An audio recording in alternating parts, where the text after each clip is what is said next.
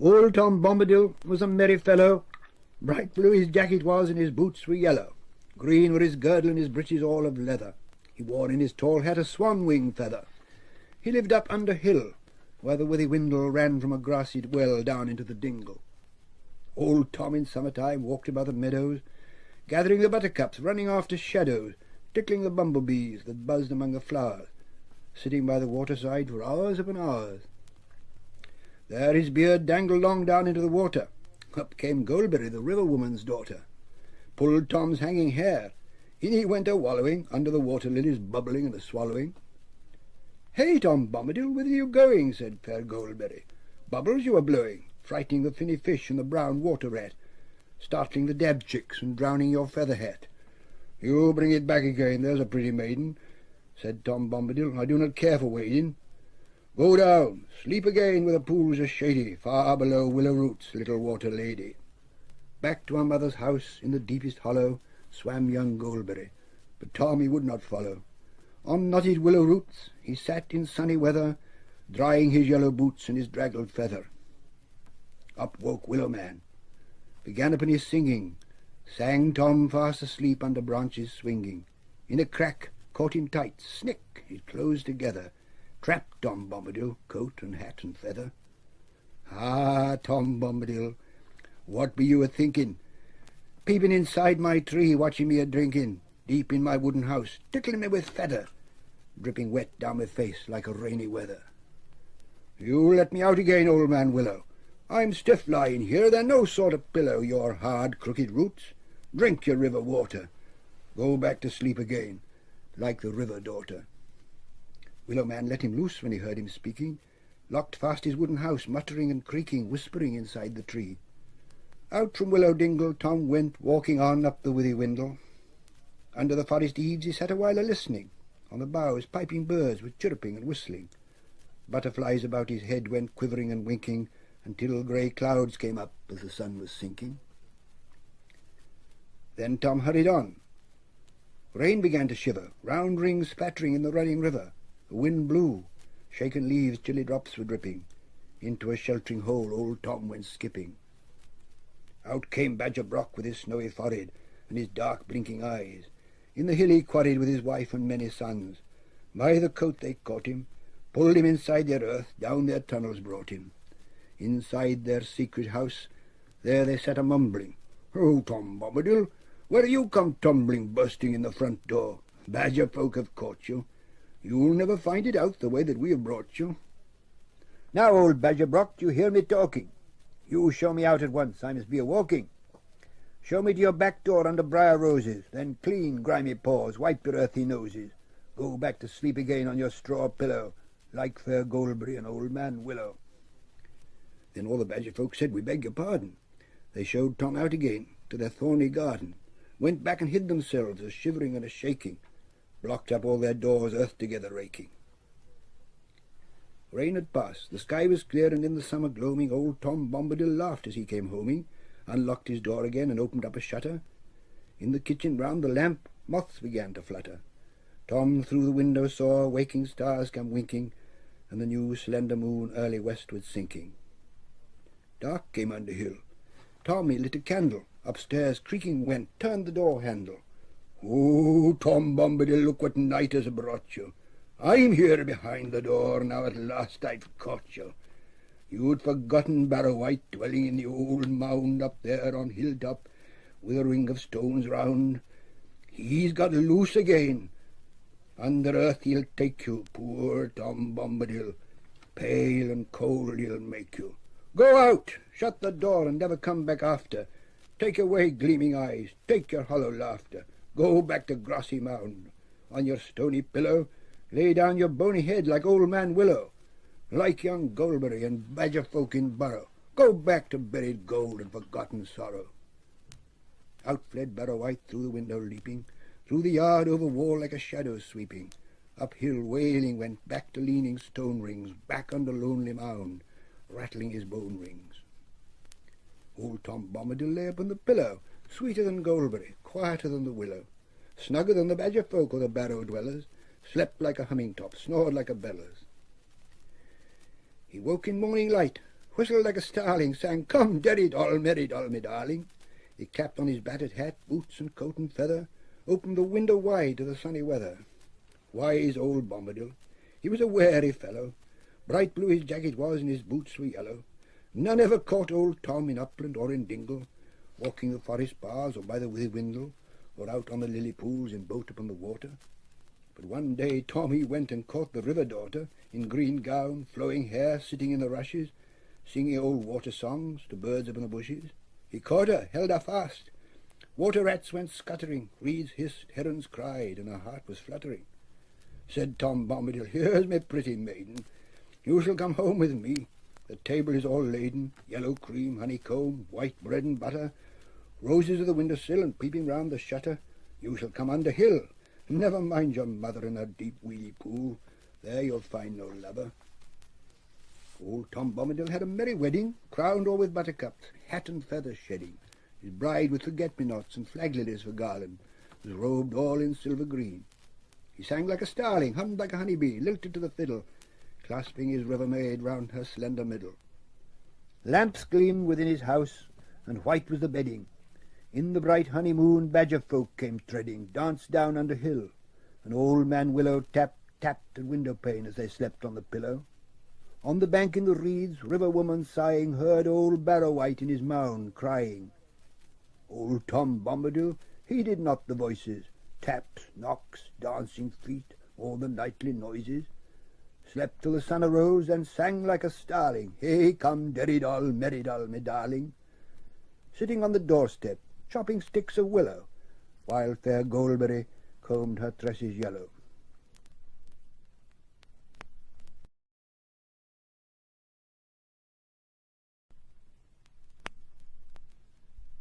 The shadows where the mulips dwell are dark and wet as ink, and slow and softly rings their bell, as in the slime you sink.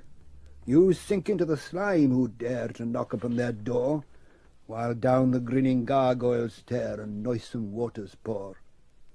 Beside the rotting river strand the drooping willows weep, and gloomily the gore-crows stand, croaking in their sleep. Over the Murlock mountains a long and weary way, in a mouldy valley where the trees are grey, by a dark pool's borders without wind or tide, moonless and sunless the mulips hide. The cellars where the mulips sit are deep and dank and cold, with single sickly candle lit, and there they count their gold. Their walls are wet, their ceilings drip, their feet upon the floor go softly with a squish, flap, flip, as they sidle to the door. They peep out slyly. Through a crack their feeling fingers creep, and when they've finished, in a sack your bones they take to keep. Beyond the Murlock mountains, a long and lonely road, through the spider shadows and the marsh of toad, and through the wood of hanging trees and the gallows weed, you go to find the mulips, and the mulips feed.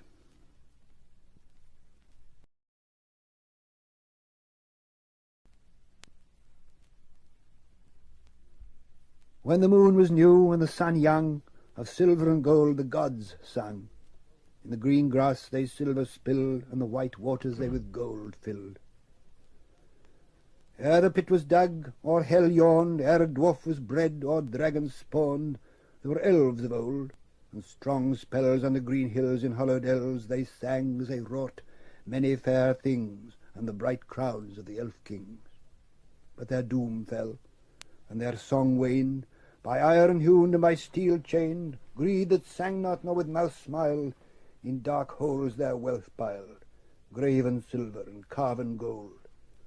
Over elven home the shadow rolled. There was an old dwarf in a dark cave, to silver and gold his fingers clave.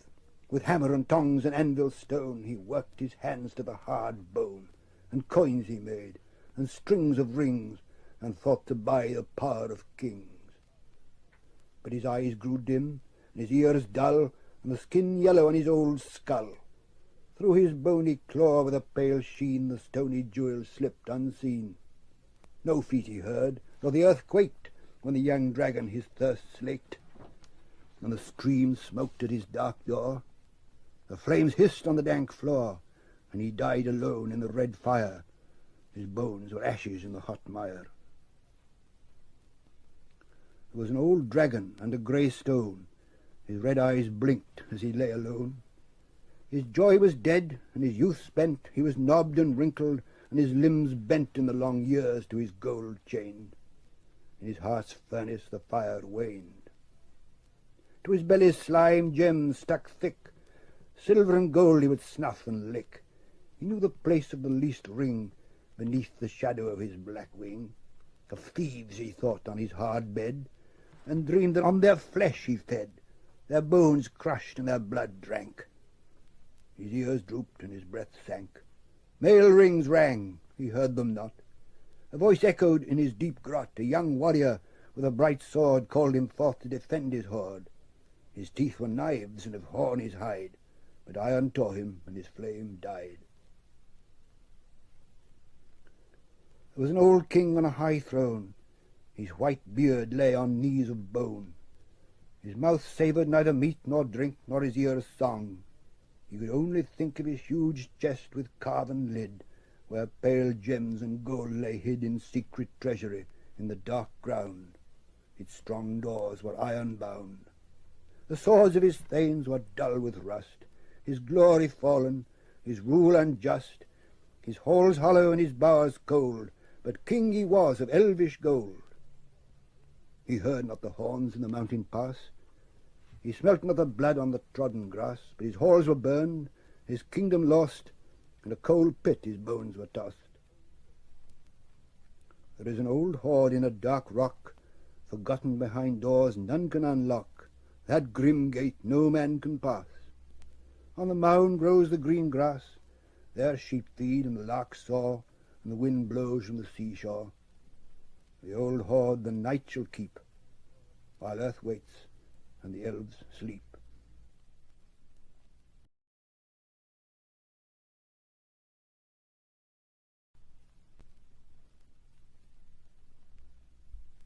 The lonely troll he sat on a stone and sang a mournful lay. Oh why must I live on my own in the hills of far away? My folk are gone beyond recall and take no thought of me. Alone I'm left, the last of all, from Weathertop to the sea. I steal no gold, I drink no beer, I eat no kind of meat. But people slam their doors in fear whenever they hear my feet. Oh, how I wish that they were neat, and my hands were not so rough. Yet my heart is soft, my smile is sweet, and my cooking good enough. Come, come, he thought, this will not do. I must go and find a friend. A walking soft I'll wander through the shire from end to end. Down he went, and he walked all night with his feet in boots of fur. To delving he came in the morning light, when folk were just astir.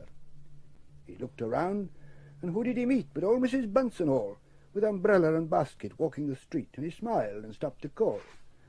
"Good morning, ma'am. Good day to you. I hope I find you well." But she dropped umbrella and basket too, and yelled a frightful yell. Old Pot the mare was strolling near. When he heard that awful sound, he turned all purple and pink with fear and dived down underground. The lonely troll was hurt and sad. "Don't go," he gently said. But old Mrs. Bunce ran home like mad and hid beneath her bed. The troll went on to the marketplace and peeped above the stalls. The sheep went wild when they saw his face, and the geese flew over the walls. Old Farmer Hoggy spilled his ale. Bill Butcher threw a knife, and Grip his dog he turned his tail and ran to save his life. The old troll sadly sat and wept outside the lock-hole's gate, and Perry the Winkle up he crept and patted him on the pate.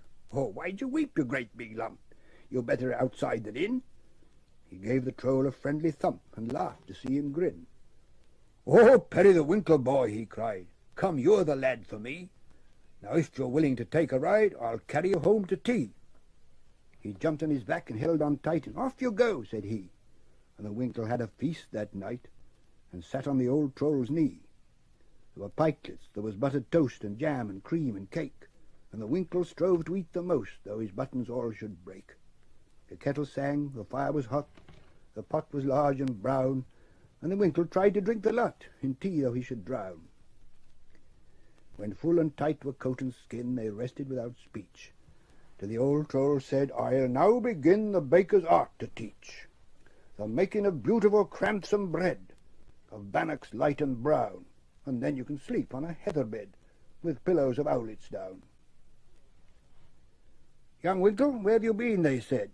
I've been to a fulsome tea, and I feel so fat, for I have fed on crampsome bread, said he. But where, my lad, in the shire was that? Or out in Bree, said they. But Winkle up and answered flat, I ain't a-going to say. But I know where, said Peeping Jack. I watched him ride away. He went upon the old Troll's back to the hills afar away. Then all the people went with a will, by pony, cart, or moke, until they came to a house in a hill and saw a chimney smoke. They hammered on the old Troll's door. A beautiful crampsome cake, oh, bake for us, please, or two or more. Oh, bake, they cried, oh, bake. Go home, the old Troll said. I never invited you. Only on Thursdays I bake my bread, and only for a few. Go home, there's some mistake.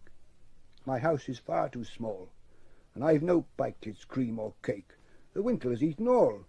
You, Jack, and Hog, old Bunce and Pot, I wish no more to see. Be off now, all the lot. The Winkle's the boy for me. Now Perry the Winkle grew so fat through eating of crampsome bread, his waistcoat bust and never a hat would sit upon his head. For every Thursday he went to tea and sat on the kitchen floor, and smaller the old Troll seemed to be as he grew more and more. The Winkle a baker great became, as still is said in song. From the sea to Bree there went the fame of his bread, both short and long. For he weren't so good as a crampsome bread, nor but so rich and free, as every Thursday the old Troll spread for Perry the Winkle's tea.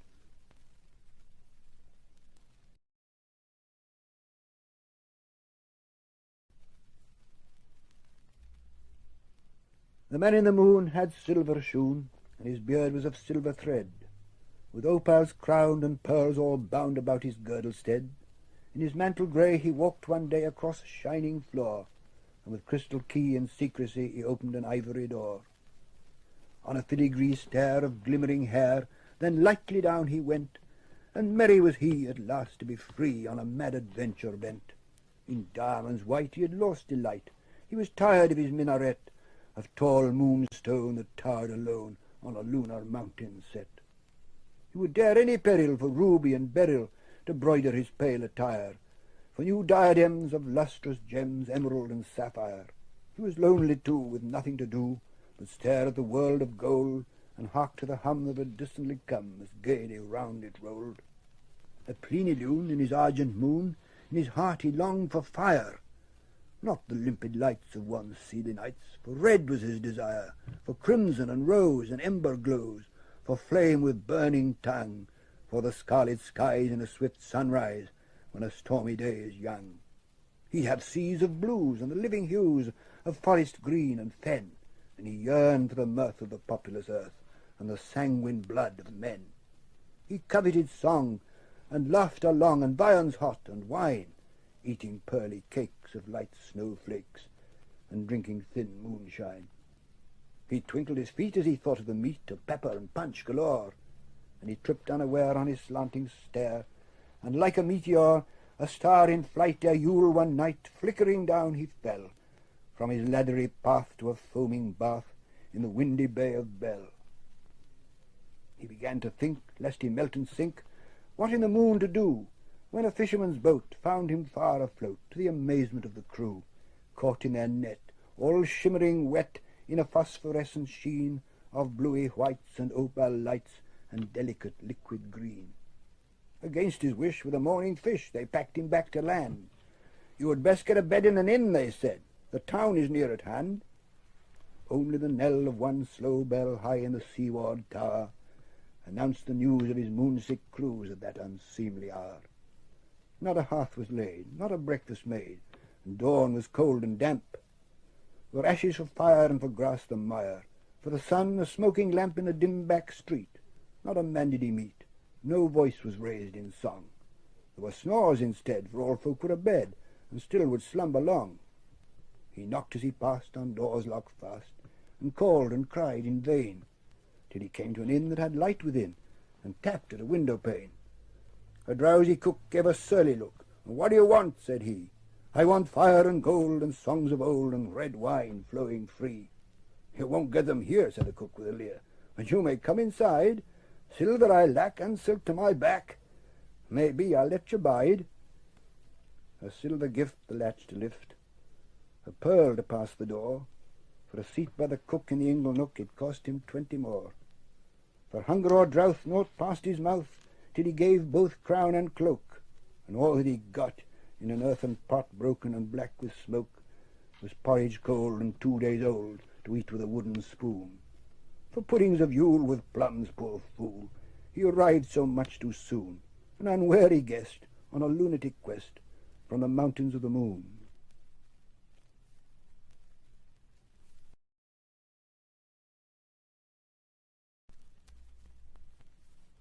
I walked by the sea, and there came to me as a starbeam on the wet sand, a white shell like a sea bell. Trembling it lay in my wet hand. In my fingers shaken I heard waken a ding within, by a harbour bar boys swinging, a call ringing over endless seas, faint now and far. Then I saw a boat silently float on the night tide, empty and grey. "'Tis later than late. Why do we wait?" I leapt in and cried. "Bear me away." It bore me away, wetted with spray, wrapped in a mist, wound in a sleep, to a forgotten strand in a strange land. In the twilight beyond the deep I heard a sea bell swing in the swell, dinging, dinging, and the breakers roar on the hidden teeth of a perilous reef. And at last I came to a long shore. White it glimmered, and the sea simmered with star mirrors in a silver net. Cliffs of stone, pale as royal bone, in the moon foam were gleaming wet. Glittering sand slid through my hand, dust of pearl and jewel grist, trumpets of opal, roses of coral, flutes of green and amethyst. But under cliff eaves there were glooming caves, weed-curtained, dark and grey. A cold air stirred in my hair, and the light waned as I hurried away. Down from a hill ran a green rill. Its water I drank to my heart's ease. Up its fountain stair to a country fair of ever eve I came, far from the seas, climbing into meadows of fluttering shadows. Flowers lay there like fallen stars, and on a blue pool, glassy and cool, like floating moons and nenuphars. Alders were sleeping, and the willows weeping by a slow river of rippling weeds. Gladden swords guarded the fords, and green spears and arrow reeds. There was echo of song all evening long down in the valley, many a thing running to and fro, hares white as snow, voles out of holes, moths on the wing with lantern eyes. In quiet surprise Brox was staring out of dark doors. I heard dancing there, music in the air, feet going quick on the green floors. But wherever I came it was ever the same. The feet fled, and all was still, never a greeting, only the fleeting pipes, voices, horns on the hill. Of river leaves and the rush sheaves I made me a mantle of jewel green, a tall wand to hold and a flag of gold. My eyes shone like a star sheen. With flowers crowned I stood on a mound, and shrill as a call at cockcrow, proudly I cried, "Why do you hide? Why do none speak wherever I go? Here now I stand, king of this land, with gladden sword and reed mace. Answer my call. Come forth all, speak to me words, show me a face." Black in the cloud as a night shroud. Like a dark mole groping I went, to the ground falling, and my hands crawling, with eyes blind and my back bent. I crept to a wood. Silent it stood in its dead leaves, bare were its boughs. There must I sit, wandering in wit, while owls snored in their hollow house. For a year and a day there must I stay. Beetles were tapping in the rotten trees, spiders were weaving, in the mould heaving puffballs loomed about my knees. At last there came light in my long night, and I saw my hair hanging grey. Bent though I be, I must find the sea. I have lost myself, and I know not the way, but let me be gone. Then I stumbled on. Like a hunting bat, shadow was over me. In my ears dinned a withering wind, and with ragged briars I tried to cover me. My hands were torn and my knees worn, and years were heavy upon my back, when the rain in my face took a salt taste, and I smelled the smell of sea-wrack. Birds came sailing, mewing, wailing.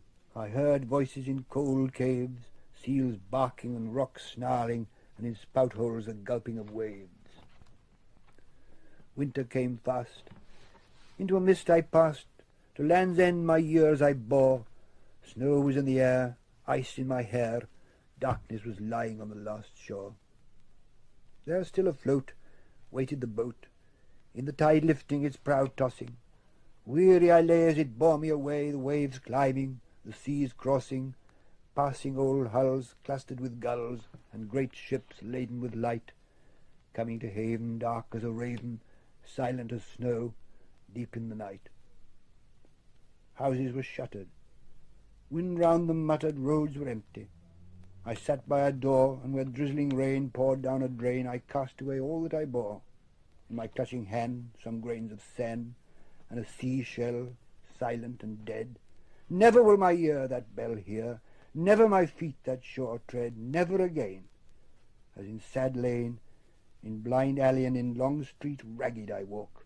To myself I talk, for still they speak not, men that I meet.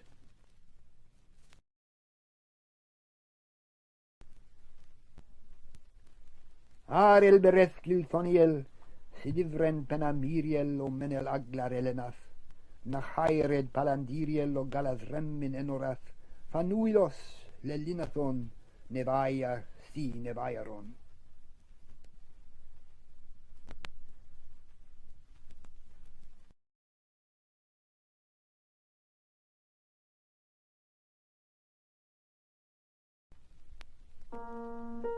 The road goes ever on and on, down from the door where it began.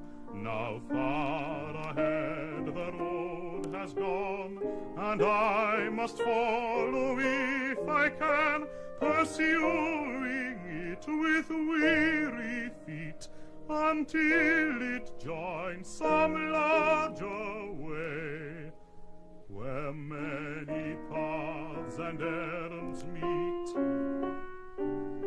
And whither then? The road goes ever on and on, and whither then? I cannot say.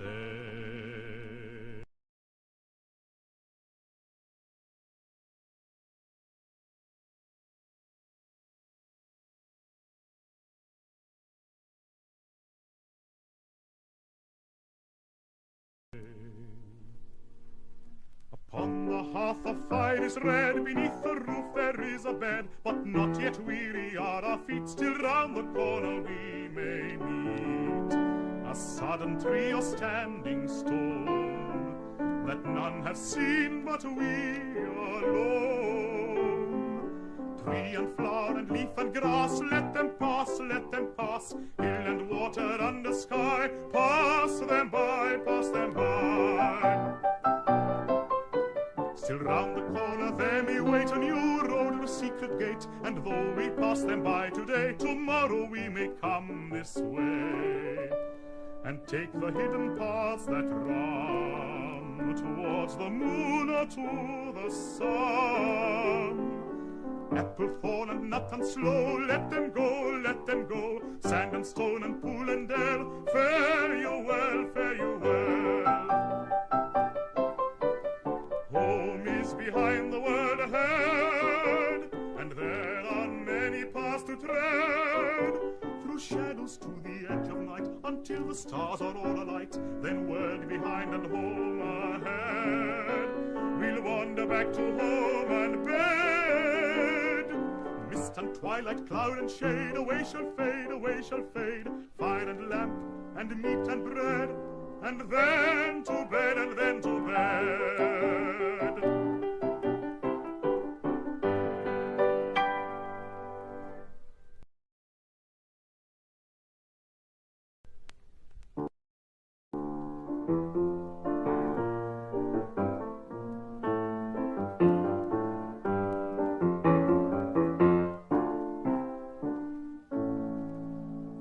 In the willow meads of Tazarinan I walked in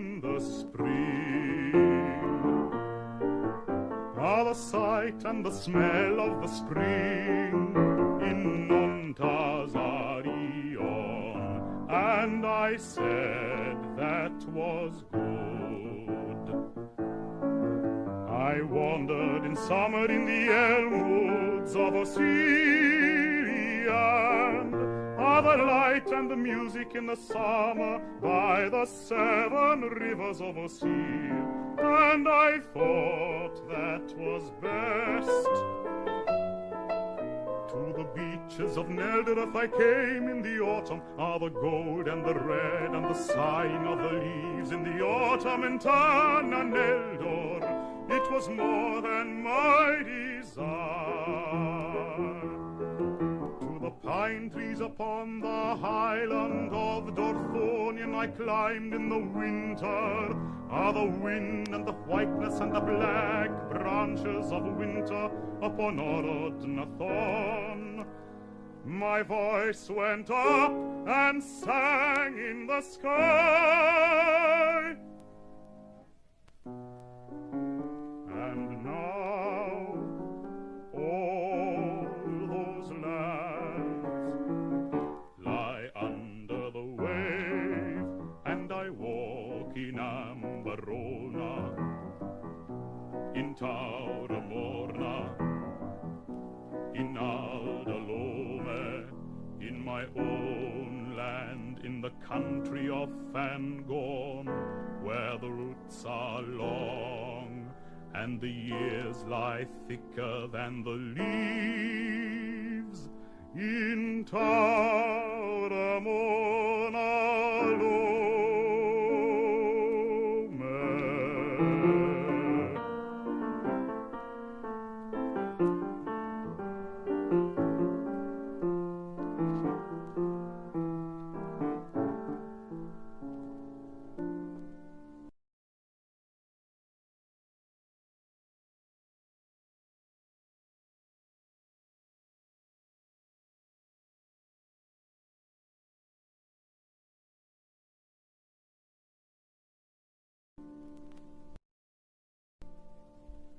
In western lands beneath the sun, the flowers may rise in spring, the trees may bud, the waters run, the merry finches sing. Or there may be 'tis cloudless night, and swaying beeches bear the elven stars as jewels white amid their branching hair.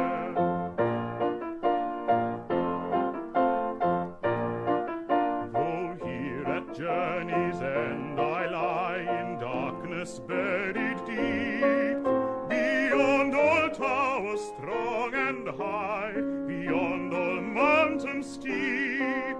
Above all shadows rides the sun, and stars forever dwell. I will not say the day is done, nor bid the stars farewell. I will not say the day is done, nor bid the stars farewell.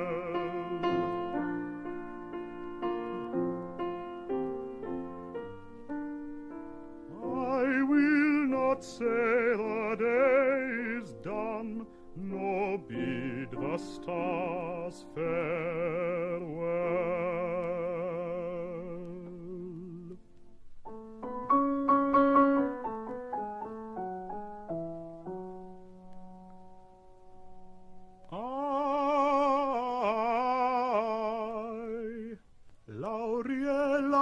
Lassi surinen, ieni unotte me vera maraldaron, ieni velinte iulder avanier, mio romar delisse miro vorreva.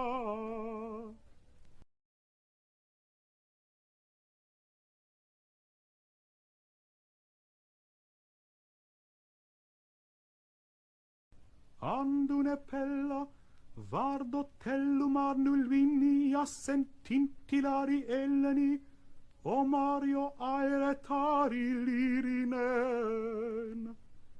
Si maniul maninen quantum va.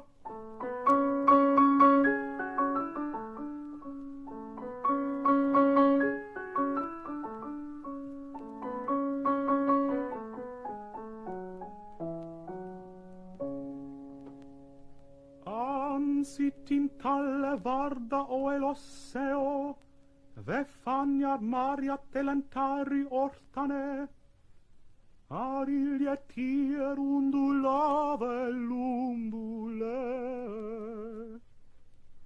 Arsindan oriello caita mornie, I falma linnar imbemet, arhisea untupacala kirio mirio ale. Si vanwana romello vanwa valimar, na Marie, nai hiru valje valimar, nai elje hiru va, na Marie.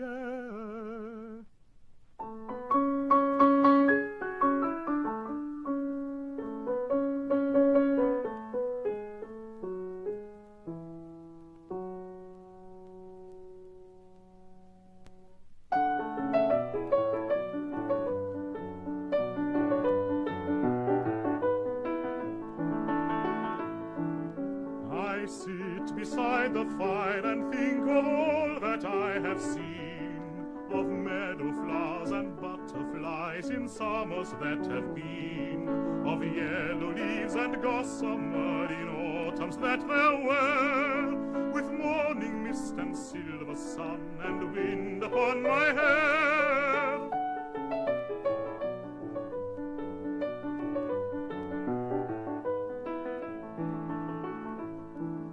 I sit beside the fire and think of how the world will be when winter comes without a spring that I shall ever see.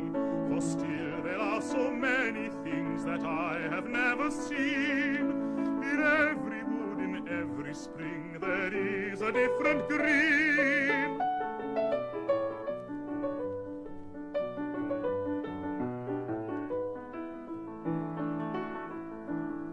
I sit beside the fire and think of people long ago, and people who will see a world that I shall never know. But all the while I sit and think of times there were before, I listen for returning feet and voices at the door.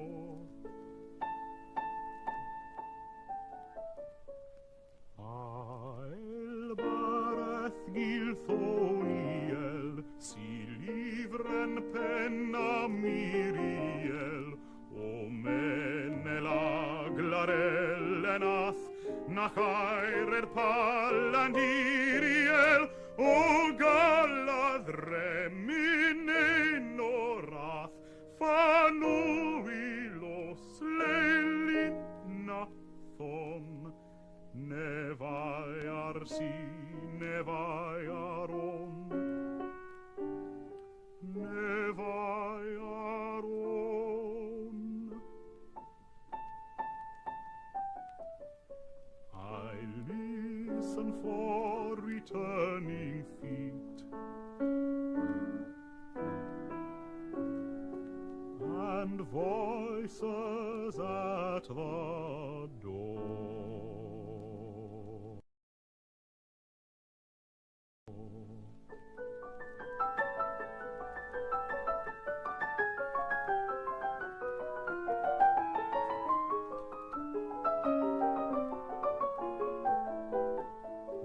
A merry passenger, a messenger, a mariner. He built a gilded gondola to wander in, and had in her a load of yellow oranges and porridge for his provender. He perfumed her with marjoram and cardamom and lavender.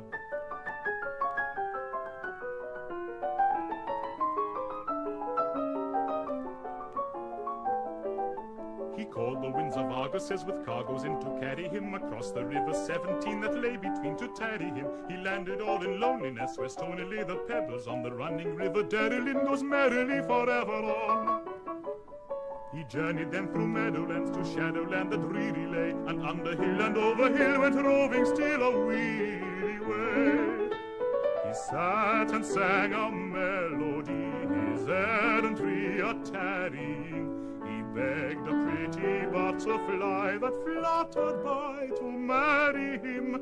She scorned him and she scoffed at him, she laughed at him unpitying. So long he studied wizardry and singledry and smithing. He wove a tissue very thin to snare her in, to follow her. He made him beat a leather wing and feather wing of swallow hair. He caught her in bewilderment with filament of spider thread. He made her soft pavilions of lilies and a bridal bed of flowers and of thistledown to nestle down and rest her in, and silken webs of filmy white and silver light he dressed her in. He threaded gems and necklaces, but recklessly she squandered them and fell to bitter quarreling. Then sorrowing he wandered on, and there he left her withering and shivering. He fled away, with windy weather following, on swallowing he sped away. He passed the archipelagos where yellow grows the marigold, where countless silver fountains are and mountains are of fairy gold. He took to war and forrying, a harrying beyond the sea, and roaming over Belmarie and Thelemy and Fantasy. He made a shield of morion, of coral and of ivory, a sword he made of emerald, and terrible his rivalry with elven knights of Aerie and Fairy, with paladins that golden-haired and shining-eyed came riding by and challenged him. Of crystal was his habergeon, his scabbard of chalcedony, with silver-tipped at plenilum, his spear was hewn of ebony. His javelins were of malachite and stalactite, he brandished them, and went and fought the dragonflies at paradise and vanquished them. He battled with the Dumbledores, the Hummerhorns and honeybees, and won the golden honeycomb, and running home on sunny seas, in sheep of leaves and gossamer, with blossom for a canopy, he sat and sang and furbished up and burnished up his panoply. He tarried for a little while in little isles that lonely lay, and found there naught but blowing grass. And so at last the only way he took, and turned, and coming home with honeycomb, to memory his message came, and errand too. In derrying dew and glamoury, he had forgot them, journeying and turning, a wanderer. So now he must depart again, and start again his gondola, forever still a messenger, a passenger, a tarrier, a roving as a feather does. Away